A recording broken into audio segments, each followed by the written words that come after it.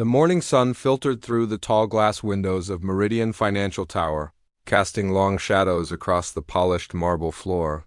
Marcus Thompson pushed his maintenance cart down the quiet hallway, the soft squeak of one wheel marking his steady rhythm.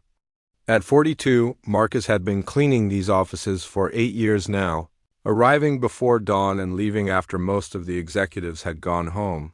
His weathered hands gripped the cart handle as he paused outside the executive suite. Through the frosted glass, he could see the familiar outline of briefcases and coffee cups being arranged for another busy day. Marcus had learned to read the building's rhythms like a musician reads sheet music. He knew which floors would be bustling by 7, which executives preferred their trash emptied before they arrived, and which ones barely noticed he existed. Today felt different, though. There was an energy in the air that made Marcus's shoulders tense. He had learned to trust these feelings over the years, especially since becoming a single father. When you're responsible for a 7-year-old daughter, you develop instincts about danger. Marcus thought of Emma, probably just waking up in their small apartment 6 blocks away. Mrs. Rodriguez from next door would be making her breakfast soon, braiding her dark hair the way Marcus never quite managed. Emma was the reason he worked so hard, the reason he took pride in every clean surface and empty wastebasket. She deserved better than their tiny place, but for now, it was home. The elevator chimed softly, and Marcus looked up to see Victoria Sterling step out. Even at 7 in the morning, the CEO of Meridian Financial looked like she'd stepped from a magazine cover. Her dark suit was impeccable, her heels clicked with authority against the marble, and her briefcase looked expensive enough to pay Marcus's rent for 3 months. Marcus had observed Miss Sterling from a distance for years. She was younger than most CEOs he'd encountered, maybe 35, with sharp eyes that missed nothing. She was known for her fairness, but also her high standards. The cleaning staff respected her because she actually acknowledged their work, unlike some executives who treated them like furniture. "Good morning, Marcus," she said, surprising him as always. Most people in her position didn't bother learning janitors' names. "Morning, Miss Sterling," he replied, stepping aside as she passed. She smelled like expensive perfume and confidence, a combination that reminded Marcus of how different their worlds were. Victoria disappeared into her corner office, and Marcus continued his rounds. But that nagging feeling in his chest wouldn't go away. Something was wrong today. He'd felt it when he'd kissed Emma goodbye, seen it in the way the security guard at the front desk kept checking his phone, noticed it in the unusual number of black cars parked outside the building. Marcus had grown up in a neighborhood where you learned to read danger signs early. His father had worked construction, his mother had cleaned houses, and they'd taught him that working-class people survived by paying attention to details that others missed. Rich folks, his mother used to say, lived in bubbles that made them miss the obvious sometimes. As the morning progressed, Marcus noticed more signs. Strange men in expensive suits lingering in the lobby. Phone calls that stopped abruptly when he entered rooms. Security guards speaking in hushed tones. His instincts, honed by years of looking out for Emma and himself, was screaming that something was very wrong. During his lunch break, Marcus called Mrs. Rodriguez to check on Emma. His daughter's cheerful voice over the phone eased some of his worry, but not all of it. She told him about the drawing she was making for him, about the book Mrs. Rodriguez was reading to her, about the stray cat that had been hanging around their building. Normal things, safe things. "Be extra good. From Mrs. Rodriguez today, okay, princes?" Marcus said, using his pet name for her. "I always am, Daddy," Emma replied with 7-year-old confidence. "Are you coming home for dinner? Wouldn't miss it for the world." After the call, Marcus felt more determined than ever to trust his instincts. Whatever was happening in this building, he was going to figure it out. Not because he was nosy, but because his gut told him someone might get hurt. The afternoon brought more unusual activity. Marcus overheard fragments of conversations about the acquisition, hostile takeover, and board meeting. He'd worked around corporate types long enough to know that big money moves made people desperate, and desperate people sometimes did dangerous things. Around 4 o'clock, while emptying wastebaskets on the executive floor, Marcus found something that made his blood run cold. Crumpled in a trash can was a piece of paper with Miss Sterling's schedule, her car's license plate number, and what looked like building exit routes marked in red ink. At the bottom, in different handwriting, were the words 5:30 p.m. departure. Parking garage?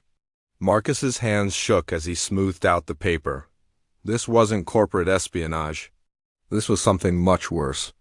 Someone was planning to hurt Miss Sterling, and they were going to do it when she left work.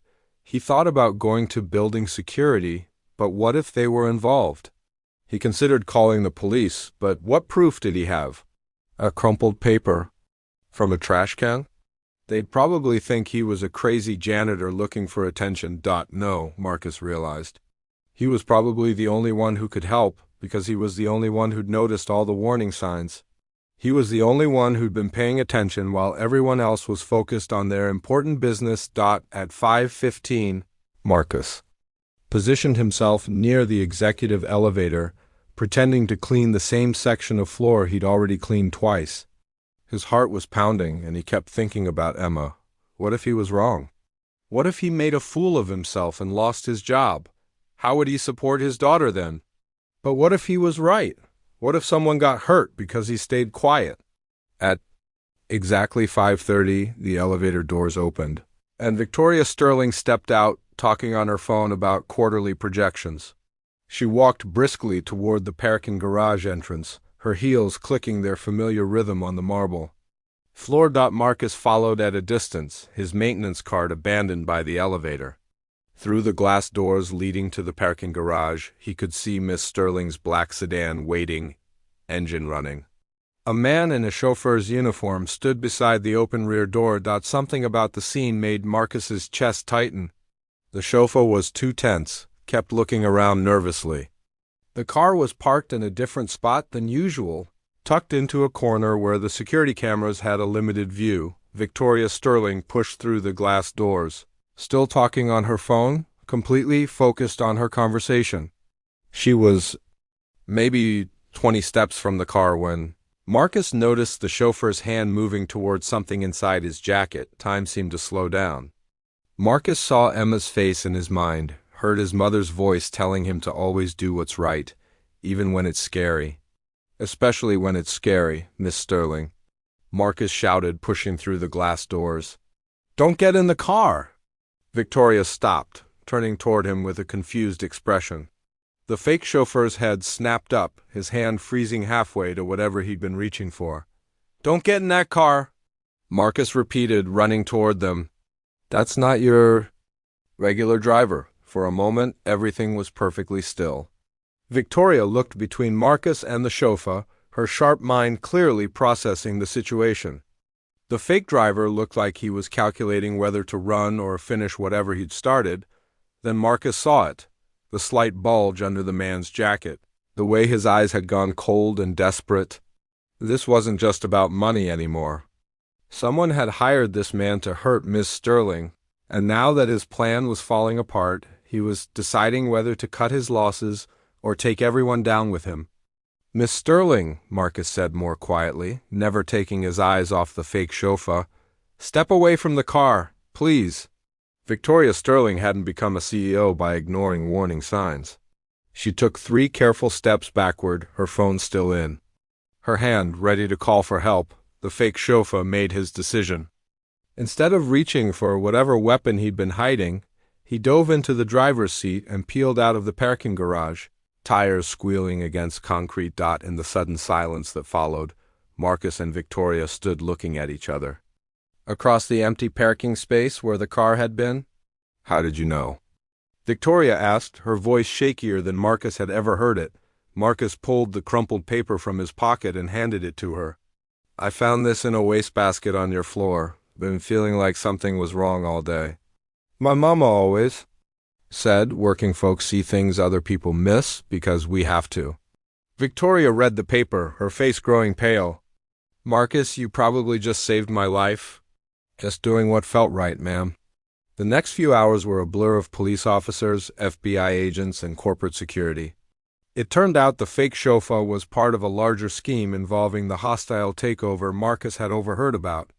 Someone had decided that eliminating Victoria Sterling was easier than buying her company legitimately. Through it all, Marcus kept thinking about Emma waiting for him at home. He'd texted Mrs. Rodriguez that he'd be late, but he couldn't explain why. Not yet. Finally, around 9 o'clock, the last police officer finished taking his statement. Victoria Sterling had stayed through the entire process, even though she could have gone home hours